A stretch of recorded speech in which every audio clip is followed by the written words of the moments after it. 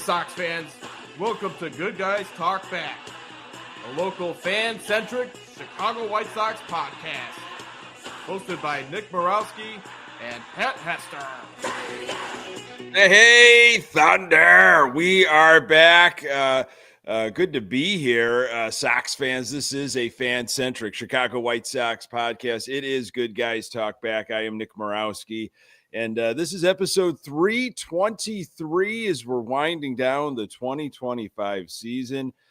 We took last week off, and boy, it's been rough, actually, since the last time we've talked. I haven't missed too much. Want to talk today about, kind of your experience, your fan experience. How has this season felt for you? So many things were being celebrated. It felt like a different team, even though we're going to be probably seeing 100 losses. There's kind of some news on the broadcasting front and what is probably going to be staying the same. But got some great Sox content for you. With me, as always, my best friend. He's a diehard Sox fan. Pat Hester, good to see you, buddy. Nick, it is good to be back. We're going to call this the penultimate. Is that what you call like the next sure to last show? Yeah. So this is the penultimate show before we kind of take a little bit of a break. We'll talk about what we're going to maybe think about doing for the off season, probably next episode. Yeah. But we're looking forward to kind of wrapping this up, putting a bow on the season and talking, like you said, experiences of the year. And honestly, I didn't think we'd be sitting here at this point, Nick, talking about a team that could win 60 games. Now, in a vacuum, you look at that and you say, well, that's terrible, right? 60 wins and probably looking at 100 plus losses. But I mean, it was a month ago, and I was laughing. Maybe not at your face. Maybe you have to return the mics off and the cameras off. I was laughing at you. Yeah. You said 60 wins. But here we are, 58 and 98. 2 games away from getting to 60 wins. That feels like something to me. That feels like it would make me feel a lot better. Actually, funny enough, my kids, my 2 youngest, and I talk about them a lot because I'm brainwashing them, quite frankly. Yeah, and my son Gavin said to me today, "Dad, are the Sox going to make the playoffs?" And I almost fell out of my chair, and I thought, wow, I really have glossed over the last couple of months really well and disguised this team as a really good team.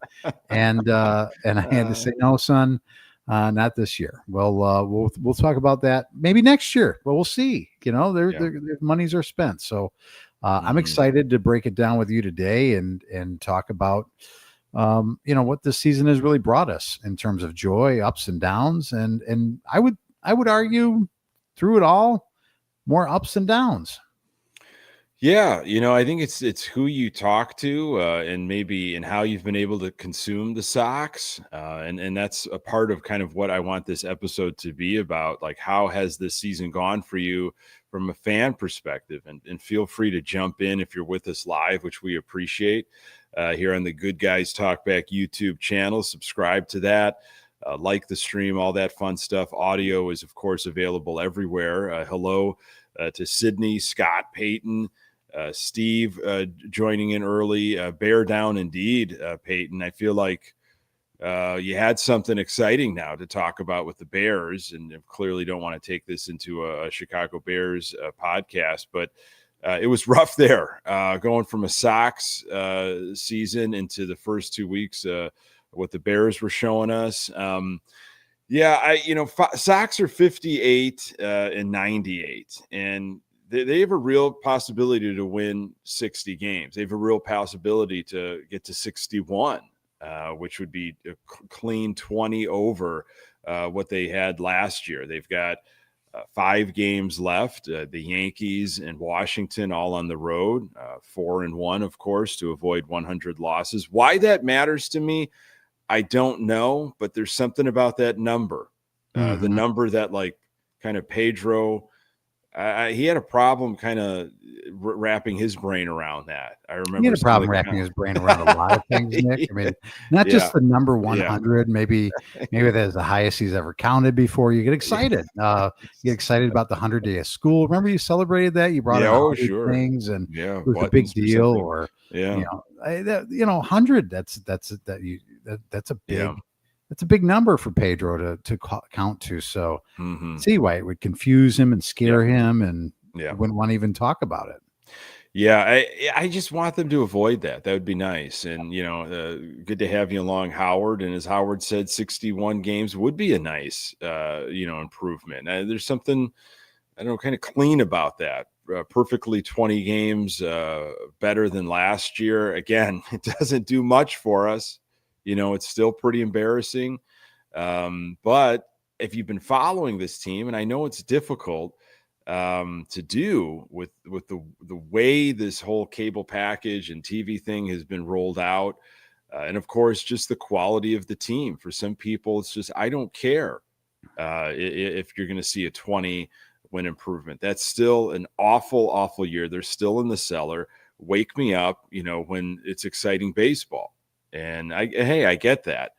You and I and so many others that have been with us regularly, as they tend to be on this podcast and other ways to consume White Sox kind of alt media stuff. They're in it no matter what, and it has felt a little bit different. And the way some of these guys that have been brought up that we were anticipating, maybe not as highly as Moncada and Eloy and Robert and Gio and all the other guys from that last wave, but still some exciting guys, some guys that we got back in the Crochet deal, and guys that we've been hearing about for a while, like Montgomery, and to see them produce, I guess that is why it's felt a little different. I've kind of let Will Venable, from my fan perspective, just do your thing, and there's been some stuff that you got to question. Is he's been that first year manager and what he's had to deal with, and an atrocious bullpen at times, and the way they haven't been able to figure out those 1-2 run games, but for the most part, he hasn't really bothered me much, Pat. I don't know how you have felt about Will Venable. Yeah, I mean, you probably want more out of your manager than, well, he doesn't bother me much. It's like, right. How do you feel? He doesn't bother me, so I guess that's good. I mean, Will Venable is kind of checked a box for me as a guy that can manage in this league. He didn't really seem overwhelmed. Are there things, as you mentioned, that he can learn from and grow from? Absolutely, 100%. He can get better, next year than he was this year, and that comes obviously with the experience he just gained. And Scott, you just highlighted Scott. I can remember when Sox consistently were 500. It was disappointing. Yeah. It reminds me of the 2022 season, right? When they went 81 and 81. I mean, you think about the different feelings you have of a team that won. Probably 20 plus more games than this team is going to win. And just the different feelings that you have. It's like that team, I guess it all comes with what your expectations were coming into it. So our expectations coming into this season were 0, and they've far exceeded my expectations of what I thought this team could produce. So that's the difference. When you have expectation, it really doesn't matter what the record is. It just depends on what you thought was going to happen as you walked into the season. So, that season, in 2022, the expectation was to go back to the playoffs, if nothing else, if not win the division again. And you were an 81 and 81 team, and you failed. And it was the beginning of the end of that group. Really, it was that season. So, I can look at it and I can just, I can take the old, marketing slogan of enjoy the game, right? Or was that the slogan? Just That enjoy might have it, or been 2023. Yeah, just for just the love of enjoy the game, or what was something like that. Yeah. something like that. I That really can't remember. tells you how the team's going to perform when that's Yeah. their slogan. Yep. Just sit your ass Just enjoy. down and just don't enjoy. enjoy the game, for crying out loud. Stop asking us to be better. Just be out Yeah. here, enjoy it, have a great hot dog and a beer, and enjoy it. So anyway, long-winded answer. Again, I'm feeling a lot better today than I was at the beginning of the season. And I think the arrow is pointing up. Maybe I'm a cockeyed optimist, but I believe that the arrow is definitely pointing up. Now it's just up to Getz and group not to screw it up from this point on. Yeah, we've talked quite a bit about the looming lockout.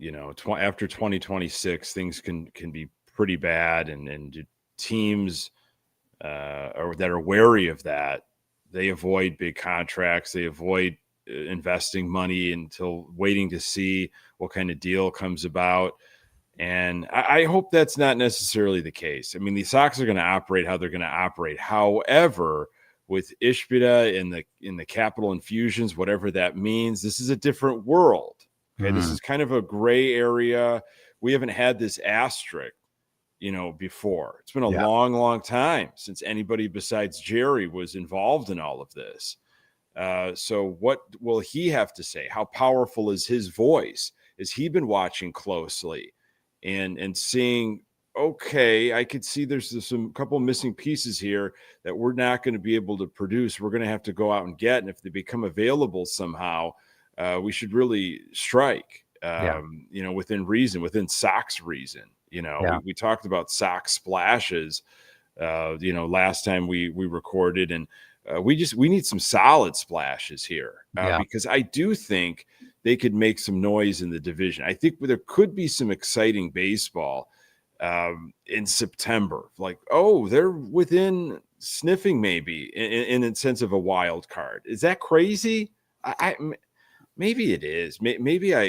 What we've seen lately since we talked, I mean, they won a series against Tampa, swept by Cleveland, swept by Baltimore, and then lost a series against San Diego, which San Diego is a good team.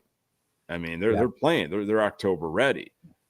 So, and thank you, Howard. It's 6 games. Sox have 6 games remaining, not 5. So 3 with New York and 3 with Washington. Obviously, their last home game was today, which is it's sad.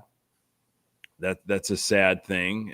You're not seeing White Sox baseball now for 6 months or so, especially if you don't go to Arizona. But back to my, competitive baseball in September. I mean, and I'm not just trying to talk it in and just speak it into, existence, but could you have another large turnaround, Pat? You're looking at 20 games going from 60 to 80 something. You'd still be a 500 team though. Yeah. Yeah, you would. But I mean, again, I look at this, the ever forgiving AL Central. I was in Kansas City this past week for work, Nick, which I don't know if I told you that. And I went to a Royals game, and it was with a bunch of coworkers just taking in a ball game. And, by the way, Kauffman Stadium, not great, but it is what it is. We were up in a luxury suite, and I was talking with the gentleman that has that territory, and he's a Kansas City Royals fan. And I just, we were just talking baseball, and I had mentioned, and obviously it came up about the White Sox, and I told him, I said, really, this division, it should be for the taking for anybody. And he said, well, why? And I said, well, just look at, and again, I go back to it all the time, is run differential.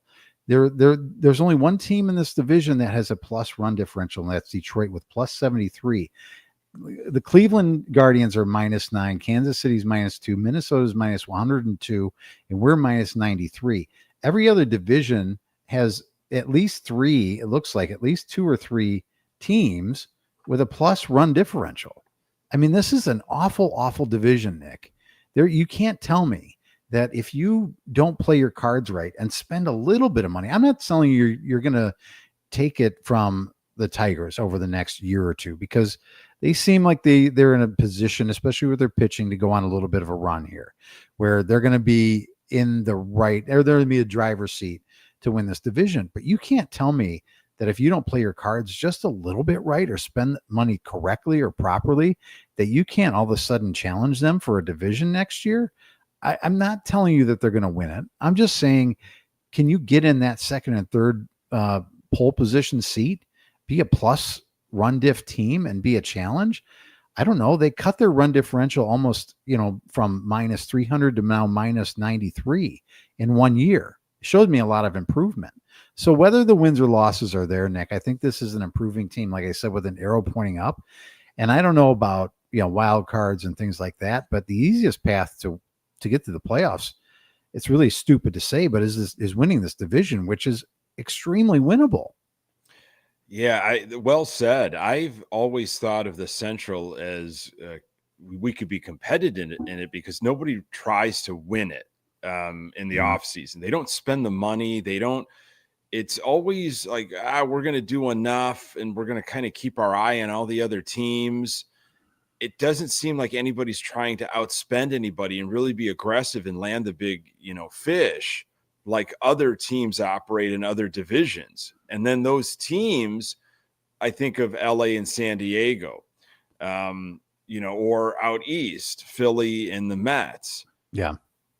Okay, I've got a team that is clearly overspending. They're going after, the only way I'm going to be competitive in this division if I step up. Now, you got to have the ownership that's that aggressive to do it. We don't have that in the Central. Yeah. We have good front offices.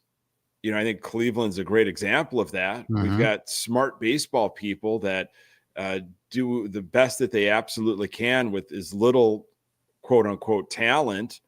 They get the most out of that. They might not have all the superstars. I just think the Central lacks a lot of those big name marketable superstars. Yeah. So if you've got the farm and you've got a front office and you've got an owner that gets it, and you could bring in some pieces to really flesh things out, you could scare the rest of the division. Perhaps we've been saying it for a long, long time. And the front office has been telling it like that. Thank goodness we're in the Central, or, it's this self-fulfilling prophecy, but now you can't talk about it. You got to do it. You got to have some action now behind it. Yeah. Because you've been at the bottom of that pile for the last several years. So you hit it right in the head though, with teams out front officing us. I don't know if that's even a term or a word, but you got to tip your cap to the Guardians. Year after year, they just find a way, and they're hot right now again. They just find ways to get hot at the right times.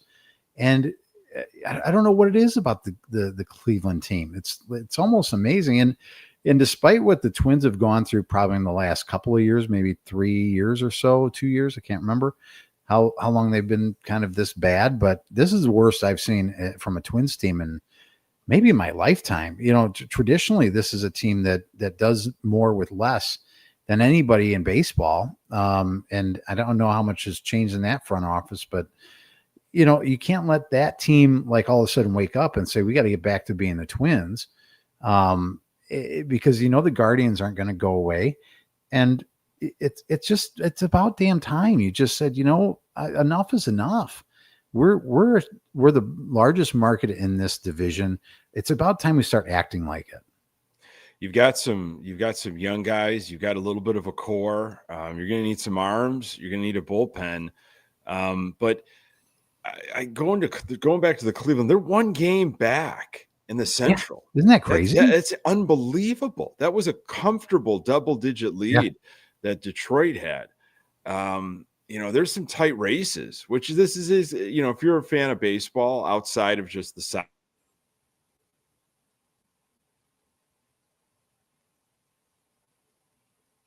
Pat, can you hear me at all? I can hear you. Yep. Okay. I gotcha. If you're a fan of baseball outside of just the White Sox, this is such an exciting time. I'll be watching playoff baseball and some of these like we're playing New York at the worst time ever. They're only 2 games back, so for us trying to fight to get to that 61 wins, if that matters at all, but just to finish the year strong, man, New York's going to have something to say about that. Going to Cleveland, though, it just, when I've seen, the Twins or Cleveland at the top of the division over the years, and they don't have the superstars, it just seems like they have smart baseball players that don't get themselves out. They're smart on the base paths. They come up with clutch hits. They just know their role, and they know when they need to shine. And and there's just smart managers. There's a smart dugout, and everybody's working like a machine. Yeah. And I think that's the problem with the White Sox for years and years is we've had talent. Don't get me wrong. It just doesn't seem like everybody's working together.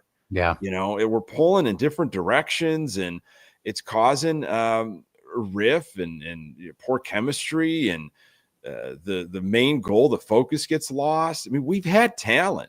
Now, injuries have also played, but everyone else is dealing with injuries in all of baseball. I just think there hasn't been everybody's pulling for each other, just this kind of, you remember Boston years ago, and was it 04 when they just kind of they gave themselves a nickname, and they were just like a gnarly bunch, man, that just kind of fed off of that. And you almost need to get that identity, that win and ugly, someone has to give that to you.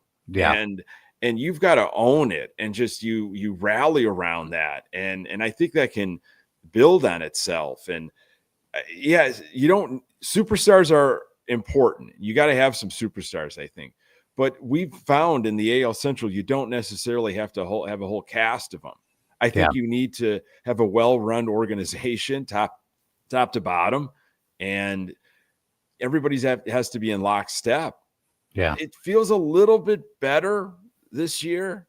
I don't know. It feels like things are starting to align a little bit more.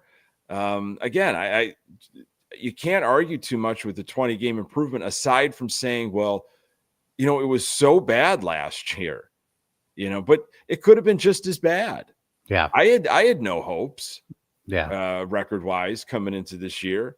I was like, they got nothing coming in here. One thing that we talked a lot about at the end of last year was the lack of an identity on this team, that there was no calling card. There was no, well, we can take the starting pitching to the bank. Everything else might go up, up to hell in a handbasket, but we can count on this. Do you think we've yet been close, maybe not 100%, but identifying, something about this team, whether it's whether it is an identity or it is a calling card? I mean, the only thing I guess I could come close to is, the power has seemingly returned on the south side. So that's been a nice thing to see, to see the ball go out of ballpark. That's a good thing. There's still not a ton, but it's there, it's happening. But I still don't know that we have an identity. I think that's something you search for as you get, maybe not on opening day, next year, but at some point, maybe you grow into that, as you talked about. It's like somebody's got to help you with that, but you have to have something that you can say, okay, we're not going to be the best at this, and this, but I'll tell you what we're going to do. We're going to run the bases well. And that's not real sexy, and maybe that doesn't do it for the fans, but this is what we're going to do on a day in and day out basis. We're going to be this. Do you feel like that we're any closer to finding an identity, or something that this team is really like a calling card? Yeah, not necessarily. I think it's been cool to see the youth movement. It's been cool to see Teal and Caro and Mydroth and Montgomery, those guys shine.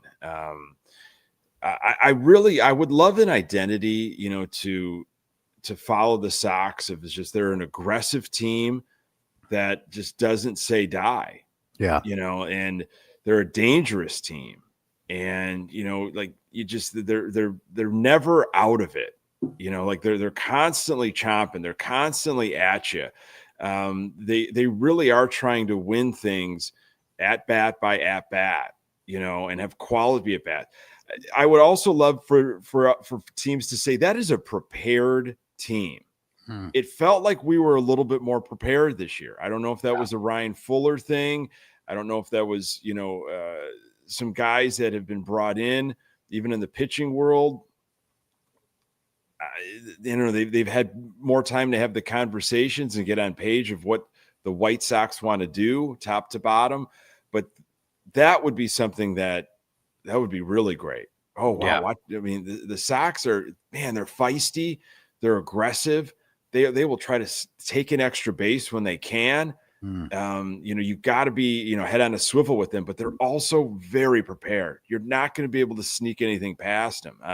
Those are the types of identities that'll probably be needed for this type of ball club if you're not going to go out and spend big money, and have a bunch of egos and sluggers and superstars. That's clearly not going to be the case this offseason. I think you can add. I think you can be smart by that. And I think you need to be aggressive to add when there's an opportunity. Take a risk, take a chance, but keep developing those teams that, man, they have got a pitcher figured out. Like, we know what our plan is going into a game in any situation.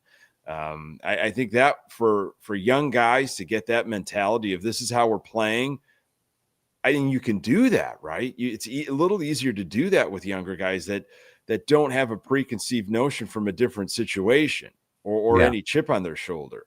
And that could be exciting about this team. So, you talked about a little bit earlier, like, kind of a year in review from a fan perspective and how we viewed this team on a day in and day out. What would you say you enjoyed from you went to a lot more games than you probably thought you would go to this year after they held you hostage and said you have to spend this money with us. Right. So what was your fan experience like this year? Was it the same? Obviously it was different because of 2025, but was it better than normal? Was it just a normal season? Again, removing the 2025 aspect and all the cool stuff that came with it, how would you say your consumption of live baseball was this year? I mean, I got the, I got rid of YouTube TV towards the beginning of the season, and I got DirecTV Stream so I could get the Chicago Sports Network, the channel. And it was a, Chuck and Ozzy were Chuck and Ozzy. That was fine. It was great to watch Sox baseball. I didn't get the opportunity to watch as many games as I would like. It was kind of always on in the background. If we were home, I just couldn't sit down and watch a ton of games, with a 3-year-old running all over the place and us being pretty busy. And, obviously it was interesting to see him start loving baseball though. And talking about baseball and being aware of baseball and that we're Sox fans. And when the game was on, he would mention it. He would reference it. Now, we got to go to a lot of games this year, a lot of Sunday day games, and he seemed to look forward to that experience. Yeah. His attention was held more than I thought it was going to be. And the giveaways were great. I got to give hats off to the White Sox and really leaning into 125 years and coming up with some creative stuff and the wonderful bobbleheads, but just other stuff. I mean, the Comiskey radio that they gave out, I didn't get a chance. I wasn't there. I'm going to try to get it, through some connections if they've got an extra one, but that's a really cool, like just unique stuff that they did. Yeah. And then the Burley stuff because of the, 20th anniversary with the 05 team, that all of that made it for me as a fan this year palatable. Like I was able to kind of stomach this. And some people I know don't care at all about this, giveaways. What I want to see good baseball. I'm tired of all this just, stuff to kind of confuse you or make you cause distractions. But for me, I knew what this was going to be. And I think a lot of people did too. You knew what kind of product you were going to get. So that gave me an excuse to get to the ballpark. I don't know if they didn't have all those giveaways and stuff, I might not have been as interested. We still would have went to our handful of games. But I think those kind of forced me to go.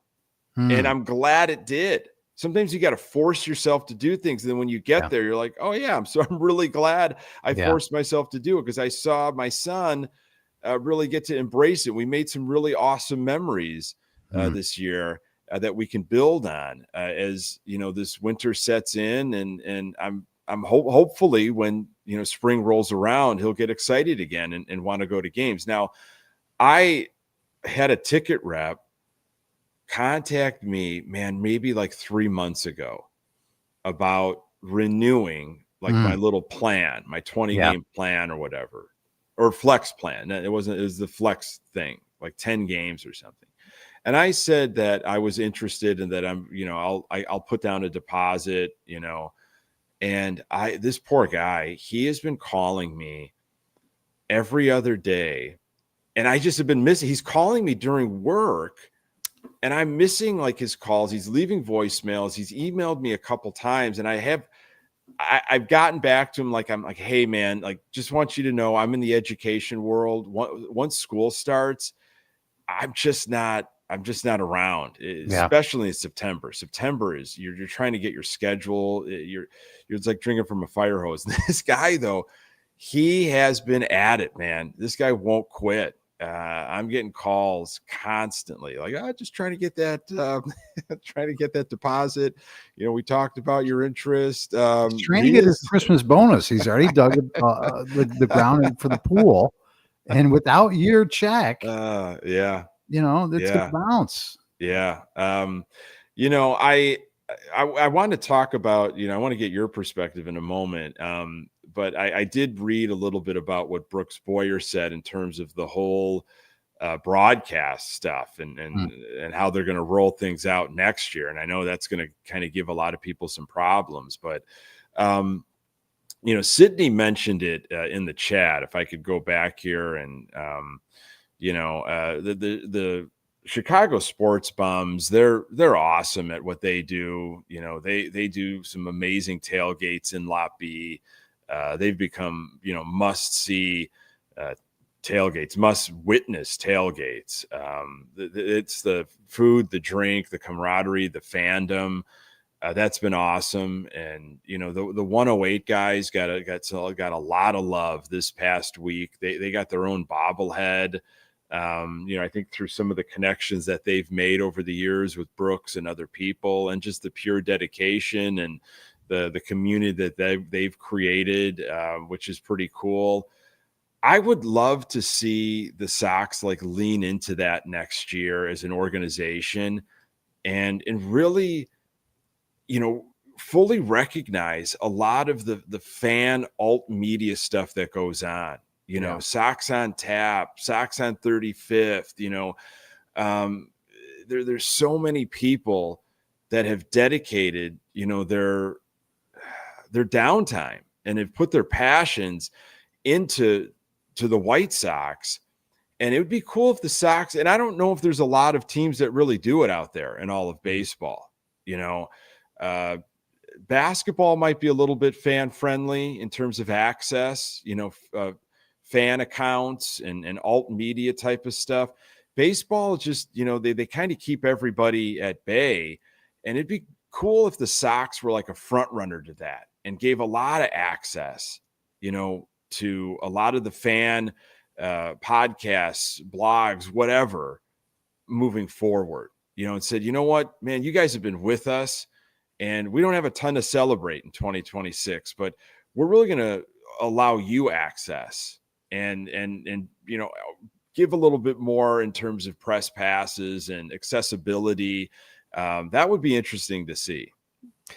Yeah, it's an interesting thing to say. I mean, what the 108 guys have been able to accomplish and becoming more, forward facing for the rest of the fan base because of the recognition, not only that they provided themselves, but quite frankly, the Sox have allowed them to have, is, I think, a little bit unique. And I say that because, a lot of what goes out and what we hear from the Chicago White Sox, from their media partners, is somewhat controlled, and it's somewhat, I want to say controlled because maybe that's the wrong thing to say, because Ozzy is not controlled at all, but they do have some type of control over the message a little bit, right? Because they pay for all this stuff to go on. Sure. Yeah. So though they've been, I think the Sox, you can commend them on letting the Ozzies of the world rip them. And a lot of times, you're talking about ESPN Chicago that,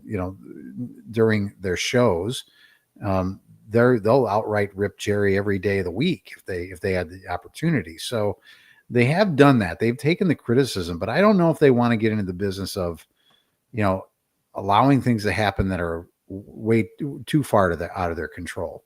Does that make sense, Nick? Like I hear what you're saying. Yeah. We can't let all these other things in, because we're generous enough to let loose on a couple things that we do have control over, but we can't let it go further than that. I don't know if that makes a lot of sense. It does. I get what you're saying. I'm wondering if it's more of like just an invitation of, with Sox Fest, there's a nod to the podcasters, the alt fan, pages, the people that, are really pulling this team through, that have continued to carry the flag, the Chicago White Sox flag, and say, hey, we recognize you. We know you're out there, and we want to honor you. And maybe not, in terms of we're going to let you just go rogue and have whatever you want, but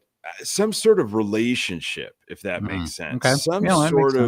Some sort of partnership or relationship of, we know you exist, and it is, I want to see more of it. I think we're starting to see it a little bit, it's starting to become, and to see more of that would be kind of cool. It seems like everybody's coming back from the broadcast world. So this is, I think, was from Merkin. White Sox hope to bring back the entirety of their broadcast teams, as Brooks Boyer, the organization's executive vice president, chief revenue marketing officer, told Merkin. The list of returnees includes the madman, John Schriffen, who would be entering. There we go. Needed it and got it. Would be returning his third season as the team's television play-by-play voice. This is what Boyer had to say about Schriffen. He'll be back for 2026. John is enthusiastic. He's sometimes, and maybe this could be a detriment, he's in it with the guys. He has created good relationships with the players, and that's part of what we have to do as an organization. You tell stories about these guys. So I'm comfortable, confident that moving forward, he's going to continue to do that. He has worked very hard at connecting with fans, didn't connect with fans as well last year as he did this year. That's always a work in progress. When you look at our broadcast last year compared to this year, it's a significant difference. I'm pleased with that. So, I mean, in terms of a fan perspective, and I know you don't get the games, but that might change, Pat, in 2026 somehow. You know enough about Schriffen. Is that something that the Sox should continue with? A Schriffen Stone team? There's still like he still has like cringe, if you want to use the word cringe moments. I'm not a fan of a lot of his you want to call it shtick or something like that. But listen, he is a professional broadcaster. He fits the bill. He is who he is at this point. I mean, I don't know that I'm going to get all hot and bothered over broadcasters anymore, play-by-play guys, because they seem to be. We're gone are the days of Hawk Harrelsons. They're going to be around forever and a day, and you've got to push them out the door. John Schriffen eventually will be not the broadcaster of this team. That could be in a year or 2 years from now. So I don't think I want to like worry about it too much. You know what I mean? If that makes sense? I would, maybe it's wrong to say, but boy, I'd like to find more Danny Plesac in my broadcast booth, to be honest with you. If that's at the loss of a Steve Stone, I think Steve is he's lost a little bit, in my opinion, the last year. Yeah, he's just feeling a little tired, and boy, does he take enough days off. He's using them. He's got the days, and he's using them. Not that he isn't a fine commentator, not that he doesn't know the game, but you want to put like a energy level between him and Dan Plesac and a guy that, boy, you just want to go and hang around with. I just want to hang around with a Dan Plesac. I want to hear more. I would like to hear more from that gentleman. I don't know that I want to hang out with a Steve Stone. He doesn't want to hang out with you. No, I'm certain. Well, I'm quite certain he doesn't know me, but I'm quite certain he has no interest in hanging around with a Pat Hester, which is fine. You don't have to. Not everybody. But Dan Plesac might very well want to hang out with you, Pat. Pretty sure he does. I'm pretty sure some mozzarella sticks and a few, drinks somewhere. I bet you that would go swimmingly. I really do. I am almost positive that Dan Plesac and I would be close and quick friends. Close and quick and close. How did the friendship quickly? It just it formed quickly. That is, I think you're hitting something there. Stone is a wealth of knowledge. Shriffin's not doing him any favors, but there's just a lack of energy, and Stone never oozed energy, but. There's been better rapport, and I just feel like, he's been doing it for so long.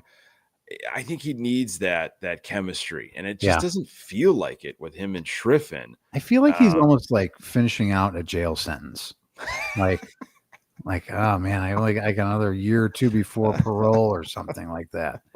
It's like he's just doing it because he's got to be there. If only you could just tell him that. If you ever saw him, he wouldn't want to hang out with me. That's probably one reason why he wouldn't want to hang out. Hey, listening to you is like listening to a dead man walking, crying out loud. Yeah, he's, it just, I don't know if he's got nothing else to do. I think he's got stuff to do. He's got hobbies. He's got nowhere else to go. Sydney mentioned in the chat, Plesac will be back. He and thank goodness Gordon Beckham. Oh, thank goodness he's going to also Mary and Joseph Gordon Beckham. I know. Now I feel like a man that's been put in jail. I'll tell you what, Gordon Beckham and John Shriffen. That's a tough one. That is it. But then they kind of also seem to really be into each other, and it's like, okay, you guys are kind of like. You're getting a lot out of this. You're getting a lot of enjoyment out of it, so it becomes a little bit enjoyable. Like they're both kind of tough listens that they be together. They kind of become a somewhat like two negatives make a positive. right? But Gordon Beckham's going to be back doing his thing, and Plesac. What games does he do? Does he do the games against like the Athletics and if you're in Atlanta? Is that where? He's always doing the Atlanta games. Yeah.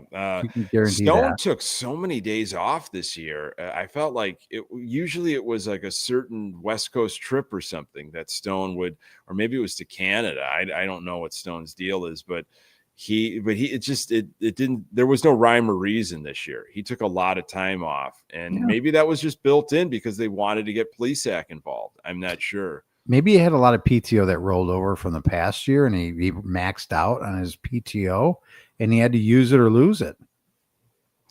It's true. It very well could be true.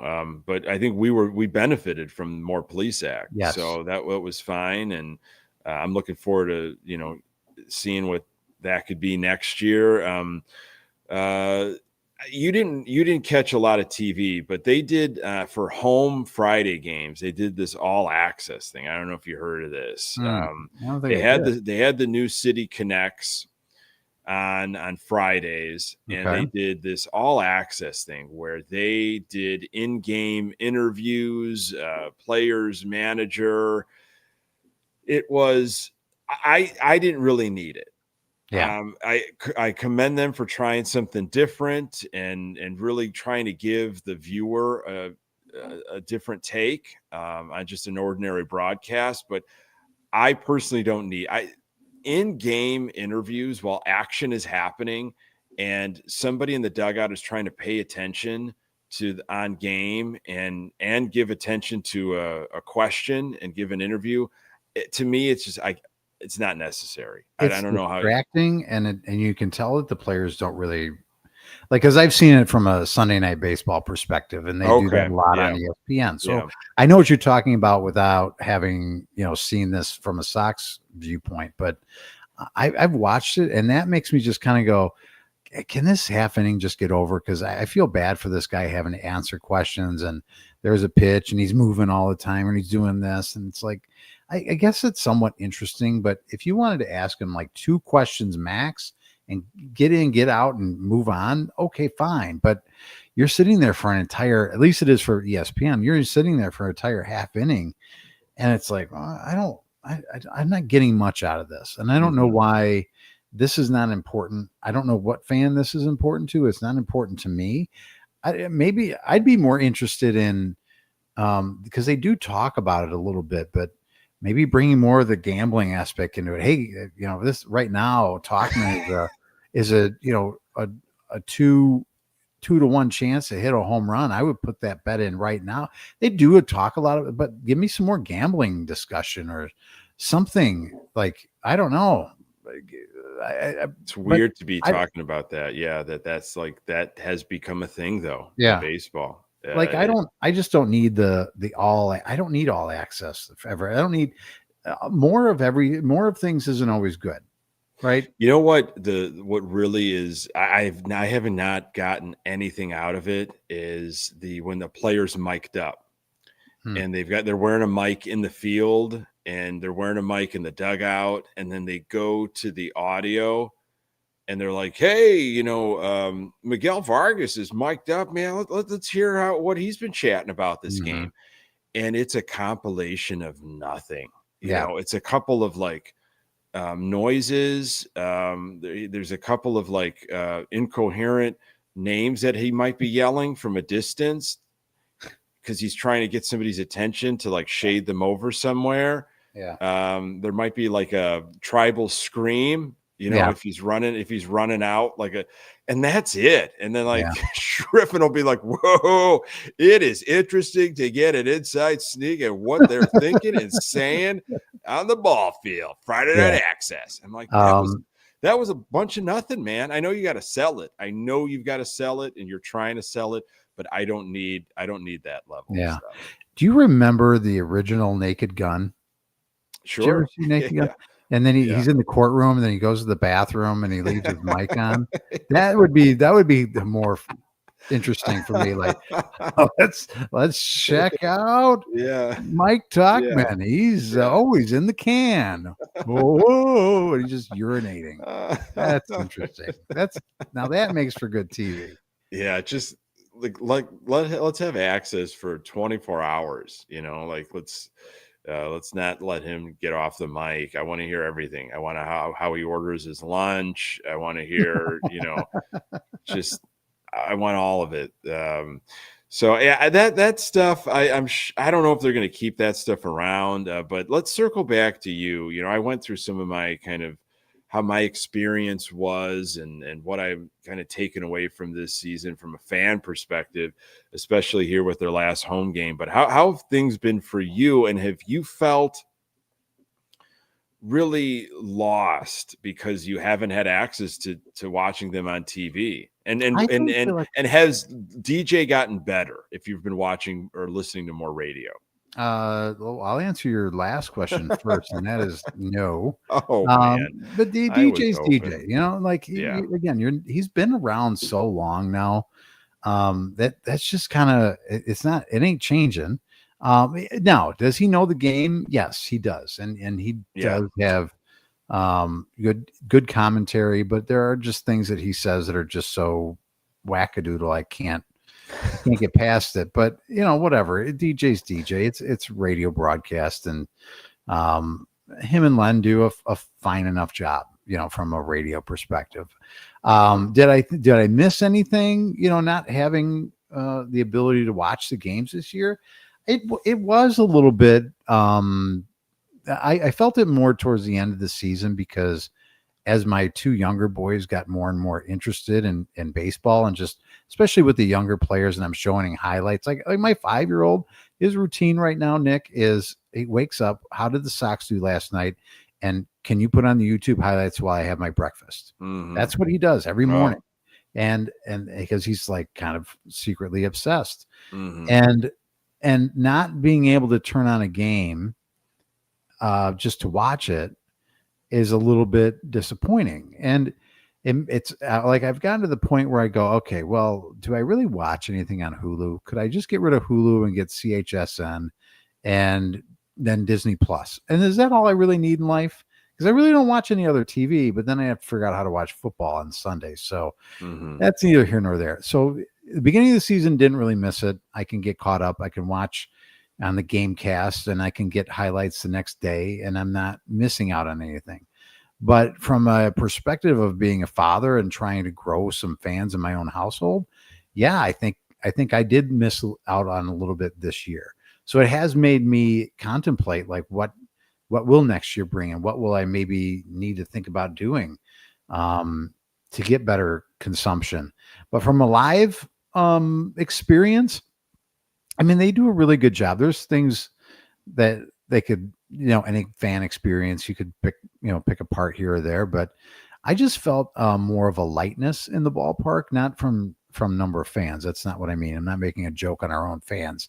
I'm just saying it's like people, again, they took in the game a lot like I was taking in the game. Like, we're just going to go out and we're going to enjoy ourselves. It's a beautiful Friday night or whatever night of the week it is or day it is, and we're just here with our families and or friends, and we're just here to have a good time. And if they win, that's icing on the cake. If they lose, we've seen enough of that. It is what it is. We're not contending for anything. So it's just almost a lightheartedness of apathetic.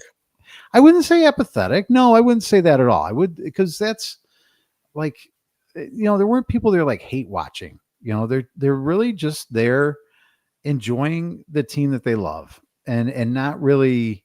I think they still care about wins and losses, but I don't think the losses don't sting as hard right now. And but the wins, there's a lot greater return on the wins because they're few and far between. So I don't know if it's apathetic. Maybe that is the definition of apathetic. I don't know, but I didn't feel that. I didn't. It's because apathy is more of you just don't care.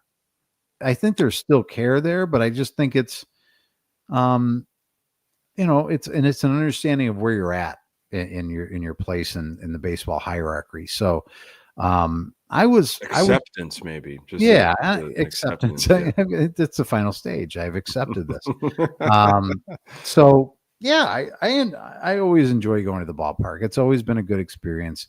It's one of my favorite places to go in the world. And that won't change. And I look forward to next year and opening day, and hopefully our seats don't get screwed up this time, and we can enjoy ourselves and have a nice time. So that's right. That's what I look forward to.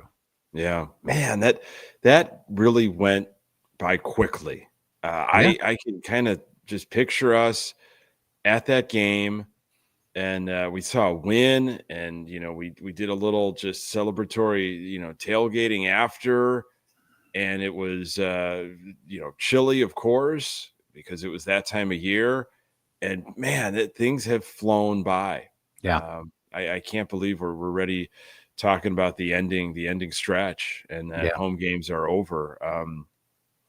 I was telling you before we went live that I've got a lot just happening in my world, like professionally, and it's just, this is a busy time of year. And once school got started up again here, this September has just been really, really difficult. But in previous Septembers, I feel like I've been able to still be very invested and have prioritized the White Sox. And this year I just have not. And I've taken notice of that. And when I do, have like the energy, I kind of am putting that in different areas. It's not going to the White Sox. And I've kind of felt guilty about that. But I've also had to just recognize that's the ebb and flow of life. Yeah. Like the Sox are this running thread that will always be there. I know they were there, and I could fall right back into them. But for the length of this podcast, which has been for a long time, as bad as they've been, and when we've had some some good years, they were always number 1 and 1A. Mm-hmm. Like everything else kind of took like a back seat. I managed to bring that energy, that focus, that desire, and I've had to be honest with myself that over the last month, it's like I don't know if it's because the losses or like not having a really clear direction, or if it's just weighing on me. But I've not had that same spark, and it worries me a little bit. It worries me. It might just also be just being tired. Yeah. You're just kind of tired of another 100-loss season, and not sure where things are going in the future. I can completely understand that, but what gets a spark going, Nick, is a little gas. So all we just needed some gas thrown on that fire, and I see that the light radiating. I mean, I get excited when they had that kind of stretch where they were playing really good baseball, and Montgomery was on that tear, and they just were a really hot team. They were slugging the ball, they were scoring runs. They were post All-Star break, right? They were a really fun team.